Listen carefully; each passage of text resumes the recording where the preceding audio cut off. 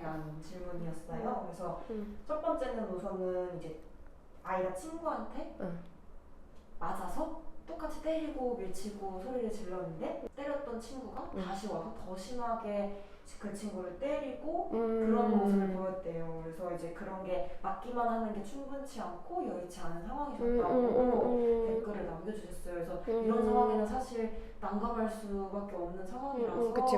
네, 그래서 이제 같이 때려도 되는 건지 아니 어떻게 해야 하는 건지 그치. 이제 직접적으로 말씀을 해주셨더라고요. 이런 거는 사실 엄청 어려운 문제일 수 있어요. 특히나 아이의 연령에 따라서 어른이 이 문제를 직접 해결해 줄 수 있냐 없느냐도 많이 갈리죠. 그러니까 뭐 예를 들면 아주 넓게 잡아서 뭐 초등학교 3학년 정도까지는 아이들의 어떤 관계, 특히 또래 집단 안에서 이런 폭력적인 문제들을 어른들이 이건 정말 위험한 수준이다 라고 판단이 되면 조금 더 적극적으로 개입을 해서 두 아이 모두에게 긍정적인 방향으로 해결해 줄 수 있는 가능성이 좀 더 높아요.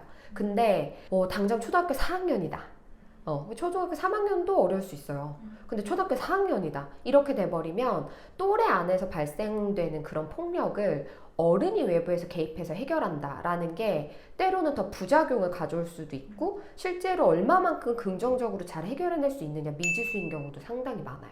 그래서 되게 중요한 포인트가 여기서 뭐냐면 그렇기 때문에 아이들이 한 살이라도 어릴 때 부모가 이 아이들한테 삶을 살아가는 데 있어서 자기 행동에 어떤 기준점을 선택해야 되는지를 알려줄 수 있어야 돼요. 그 어떤 상황에서도 그 어떤 이유에서도 내 감정이 어떠한지 상관없이 폭력은 절대 정당화될 수 없고 행사해서는 안 된다 라는 걸 알려주는 부모여야 하는 거고 그런 걸 몸소 보여줘야죠. 특히나 폭력이 발생하는 건 내가 마음에 안 들 때, 화가 날 때, 부정적인 정서를 조절해야 될 때 발생할 수 있는 행위잖아요. 근데 아이한테는 절대 화가 나도 던지거나 때리면 안 된다고 했는데 엄마 아빠가 화가 나면 폭력적이다 하면 당연히 아이가 폭력적이지 않은 방식으로 정서를 조절하거나 사회적 관계를 맺는 걸 못 배울 수 있어요. 그래서 한 살이라도 어릴 때에 내 아이에게 알맞은 정서 조절 그리고 그 어떤 상황에서도 폭력은 안 된다 라는 걸 알려줄 수 있는 어른의 모습이 궁극적으로는 정말 중요하다. 그리고 만약에 뭐 아이가 그 영상에서는 6, 7세 정도 수준이었던 것 같은데 그 정도 연령이면 사실 또래에서 발생하는 어떤 폭력은 방어, 행동만으로 안 돼서 다시 와서 때렸다 라고 하면은 요거는 한 단계 좀 수위가 높은 경우죠. 이런 경우에는 맞은 아이를 보호해줘야 되는 것도 중요하고 동시에 또다시 와서 방어하는 아이를 때리는 아이에 대한 개입도 필요한 거죠. 두 아이 모두에게 도움이 필요한 경우인 거예요. 단순히 가해자 피해자의 이분법적 구도로만 볼 것이 아니라 그리고 아직은 변화 가능성이 큰 연령이기 때문에 어른들이 이 문제에 대해서 반드시 인지하고 두 아이에게 어떤 게 필요한지 개입해 주는 게 필요해요. 그래서 뭐 방어 행동을 했는데도 이 아이가 따라왔다 그러면 맞는 거보다는 사실 이 친구도 때리거나 밀치는 게 필요할 수 있어요. 현실이죠. 그래도 폭력은 절대 안 되니까 넌 그냥 맞고 있어라고 하면 이 아이는 부당함을 되려 경험하지 않을까요?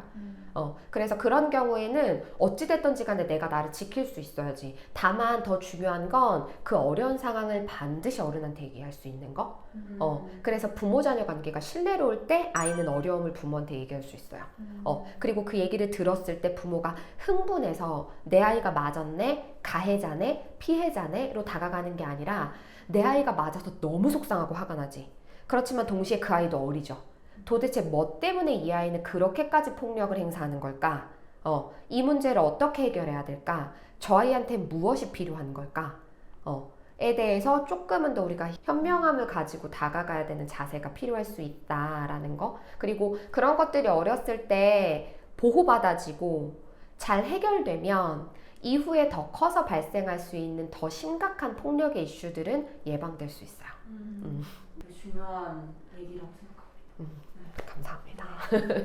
그리고 또 다른 네. 내용인데요. 이제 6살 여자 친구인데 이제 7살 언니가 이렇게 때려서 부모님도 선생님도 이제 아이를 이렇게 잘 불러서 타이르셨다고 해요. 근데 이제 그 뒤로는 때리지는 않는데 이제 은근히 이렇게 때려보고 아니면 조금 약간 어떤 차를 타고 가는 이런 상황에서 조금 불편하게 하고 이렇게 은근히 조금씩 아이가 마음 불편하게끔 하는 행동을 한다고 해요. 그래서 이런 건 또 물리적인 뭔가 때리거나 꼬집거나 이런 또 행동과는 다른 것 같아서 이럴 때는 또 어떻게 하면 좋을지. 이런 거는 이제 우리가 굳이 이론적으로 말하자면 이제 관계적 공격성이다 라고 얘기를 하죠. 되게 직접적으로 이제 눈에 보이는 물리적 힘을 행사하지는 않지만 묘하게 관계적으로 불편하게 하는 거잖아요. 그죠? 그러다 보니까 이제 그런 관계적 불편함을 통해서 이제 또 다른 형태의 힘을 행사할 수 있는 요런 부분들. 근데 요거는 우리가 일일이 다 개입하는데 한계가 있어요. 이건 인간관계에서 되게 많이 일어나는 일들이거든요. 근데 이제 너무 지나치게 이 아이가 째려보고 불편한 걸 자꾸 의도적으로 드러내서 행동을 하면 이제 그 부분에 대해서는 우리가 알려줄 수 있어야죠. 뭐 예를 들면 7세의 아이한테 이런 설명을 해줄 수는 있겠죠. 뭐뭐는 6세 동생이 싫을 수 있어. 그건 선생님이 혹은 엄마 아빠가 충분히 이해를 해. 근데 싫다고 해서 불편하게 하는 건 잘못된 거야. 싫으니까 째려보거나 이 아이가 나한테 뭔가 직접적으로 아무것도 안 하는데 싫으니까 툭 치고 가거나 이거는 모모가 잘못하고 있는 거야. 그래서 모모야 6세 동생을 안 좋아해도 괜찮아. 싫어하는 건 오케이? 그렇지만 그 친구를 불편한 눈빛으로 바라보거나 불편하게 하지 않을 거야. 너는 그냥 걔는 내버려 두고 너는 너 할 거 해. 네. 우리는 미우면 공격하고 싶고 다르면 공격하고 싶은가 봐요. 그죠? 그래서 다르기 때문에 차별하고 다르기 때문에 공격하고 미우면 미운 그 마음을 뭔가로 자꾸 표현하려고 하는 게 있어요. 근데 다르고 미웠을 때 그냥 다르고 미우니까 외면해도 되거든요. 차라리 그게 나을 때도 있지. 또 한편으로 6세 아이한테는 이런 게 있어요. 우리가 그 아이가 앞으로 살아가는 데 있어서 이런 일들을 겪으면서 능력이 발달하는 거고 자기 내면에 힘이 생기는 거거든요. 근데 이제 이런 경험들이 아이가 어느 정도 버텨낼 수 있는 어느 정도 감당해낼 수 있는 수준인 건 확인을 해줘야지. 근데 조금만 아기가 힘들어한다고 해서 너 왜 동생을 그런 눈으로 봐? 그러면 안 돼? 이렇게 일일이 개입하게 돼버리면 이 아이는 내가 살면서 이렇게 불편한 일도 있구나 이런 거는 때로는 그냥 그러려니 넘겨야 돼. 너무 불편하면 엄마한테 가서 얘기할 거야. 내가 이걸 어떻게 받아들이고 해결할지를 고민하기보단 엄마가 다 해주거나 아빠가 다 해주니까 의존하게 되겠죠. 아니면 선생님 하게 되겠죠. 그래서 이런 경우들에는 모모가 언니가 그렇게 봐서 불편하지 않았어? 그럼 엄마한테 꼭 얘기해 줄래? 그럼 엄마가 그 얘기를 듣고 위로해 줄 거야? 아니면 진짜 화났겠다. 왜 그렇게 안 예쁜 눈으로 바라보지? 이렇게 예쁜 모모를? 뭔가 카타르시스 느껴질 것 같지 않아요? 내가 느끼고 있는 감정을 엄마가 충분히 대변해서 분출시켜 주잖아요. 근데 이렇게 함께 해주는 누군가가 있는 것만으로도 아이들은 회복하고 다시 나아갈 수 있어요. 그리고 또 거기서 그러니까 언니한테 그렇게 보지 말라고 해야지 그러면 또 이래요. 근데 우리가 누가 나를 불편하게 볼 때 그런 눈으로 절 왜 보세요? 그렇게 보지 마세요. 이렇게 얘기하는 거 되게 힘들어요. 맞아요. 엄청난 용기가 필요한 거야 이거. 근데 그거를 그 어린애한테 하라고 하면은 되게 부담스러울 수 있죠. 그러니까 그럼 어떻게 하면 좋을까? 만약에 너무너무 불편하면 안 볼까? 아니면 언니 나 치지 마 하고 한번 얘기해 볼까? 근데 용기가 안 날 수도 있어. 엄만 그게 이해가 돼. 그래서 용기가 나면 한번 해보고 안 되면 정말 불편하다 어떡하지? 이렇게 해보자고. 그러면서 정말로 이 아이가 하고 내가 현실적으로 고민해주고 있는 모습들 그리고 그 현실에서 해볼 수 있는 형태의 어떤 대처 방안들을 함께 고민해주는 거? 그럼 사실 문제는 뚜렷하게 해결 안 될 수 있거든요. 근데 뭐가 달라질까? 그 상황을 받아들이고 견뎌내는 내 아이가 달라지니까 여기에 대한 면역이 생기고 이걸 조금 더 건강하게 견뎌내고 해결할 수 있는 아이로 성장할 수 있죠. 그래서 때때로는 우리는 내 아이가 힘들지 않았으면 좋겠고 내가 할 수 있다면 이 환경을 통제해서까지 내 아이가 아프지 않고 불편하지 않게 성장했으면 좋겠지만 사실은 내 아이도 이 세상에 태어나서 자기 삶을 살아야 되는 주체로서 분명한 자기 몫이 있다. 다만 아직은 어리니까 그 몫을 우리가 조금은 손잡고 함께 해주자. 라고 생각해 주시면 조금 더 우리가 아이한테 어떤 태도와 마인드로 다가가야 되는지가 설정되지 않을까 싶어요. 네, 그리고 다음 질문은 이제 그 제작근기 거기서 이제 나온 건데요. 그 18개월 네. 여아를 키우고 계시는데 2, 3주 전부터 손을 막 빨고 배꼽을 판대요. 근데 이제 요게 애정결핍이나 불안감 때문에 나온 건지 그러면 안정감을 주면 잘 완화가 되는 건지 이 배꼽을 파는데 초점이 흐려질 정도로 이렇게 열중해서 파나 봐요. 그래서 뭔지 알지? 걱정되셔가지고. 근데 지금 보면은 우연히 이런 일들이 일어나기도 하고요. 우연히. 그러니까 뭔가를 해봤더니 내가 편하고 좋았어. 그래서 그게 습관적 행동으로 발달되기도 하고, 동시에 내가 마음이 자꾸 불편하니까 그 불편한 마음을 안정화시키려고 뭔가를 해보다가 그 행동을 찾은 걸 수도 있고. 그래서 이런 경우 사실 정보가 조금 더 필요한데, 지금 보면 엄마가 실수한 거는 일단 아이하고 분리되고 외출할 때 얘기를 하지 않고 그냥 나간 거에 대해서 엄마는 포인트를 짚어주시긴 한 것 같아요. 맞나요? 네. 그리고 이제 너무 지쳐서 혼자 있고 싶을 때, 애가 혼자 놀고 있을 때 방이나 화장실로 조용히 사라진다. 요런 행동들은 우리가 한 번쯤 의미 있게 조금 살펴봐야 돼요. 만약에 아이하고 분리될 때 말없이 사라진다. 특히 외출할 때. 그래서 엄마가 몇 시간 동안 없어요. 그리고 하물며 아이하고 둘이 있어. 아이가 혼자 잘 놀고 있는데 엄마 너무 쉬고 싶어서 그냥 말없이 공간이 분리된 곳으로 이제 가버린다. 이렇게 돼버리면은 요런 상황 자체가 아이를 불안하게 만드는 거 맞죠? 예측이 불가능하잖아. 내가 뭔가를 할 수가 없는 거예요. 그러니까 엄마가 있는데도 언제 사라질지 모르죠. 그렇게 돼버리면 나는 너무 즐겁고 편안한 곳이라서 즐겁게 놀이에 몰입을 하고 있었는데 엄마! 없어.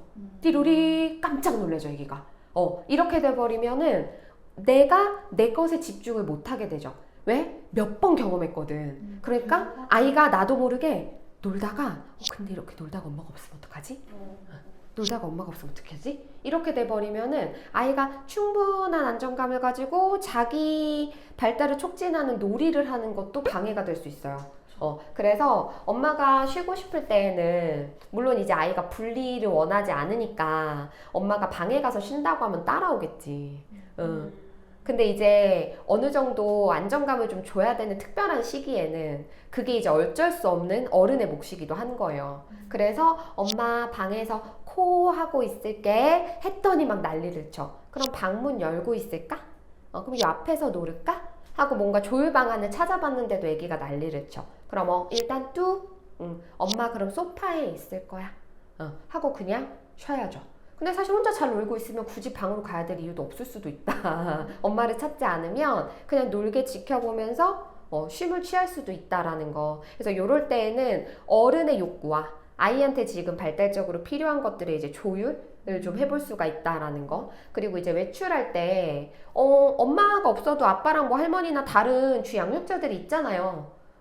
그러니까 이 아이가 울더라도 이 아이한테 안정감을 대체적으로 줄 수 있는 사람이 있기 때문에 말을 해주고 가도 돼요. 근데 울리는 게 싫은 거야.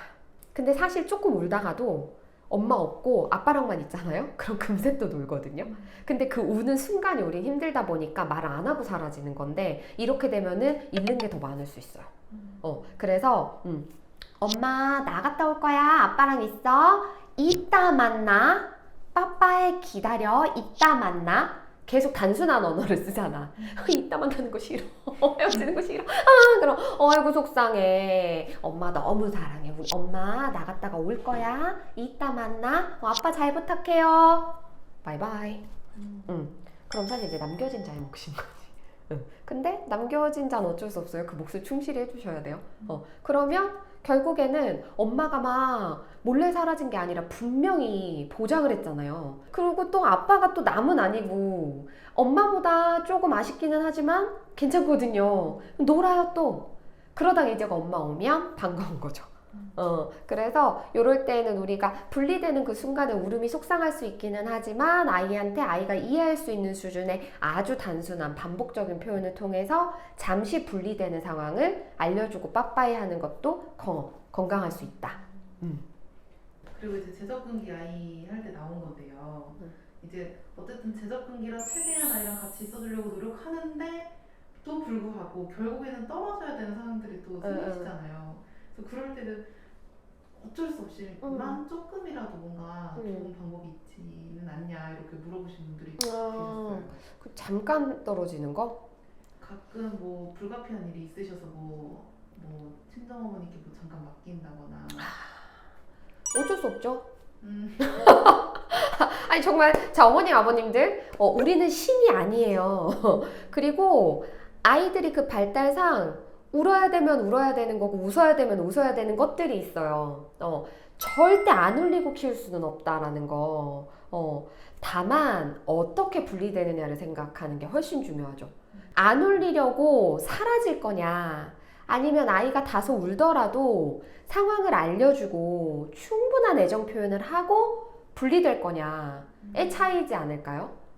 울리지 않는 게 절대적 정답은 아니다라는 거. 우리가 의도하지 않았어도 아이가 아직 그걸 받아들이기 힘들고 그 순간이 너무 어려우면 울 수 있어요. 그래서 울음을 너무 두려워하지 말자. 아이가 울건 안 울건 어떻게 아이한테 친절하게 설명해주고 안정감을 주는 부모의 모습을 보여줄 거냐. 그러니까 포인트가 돼야 되지 않을까 싶어요.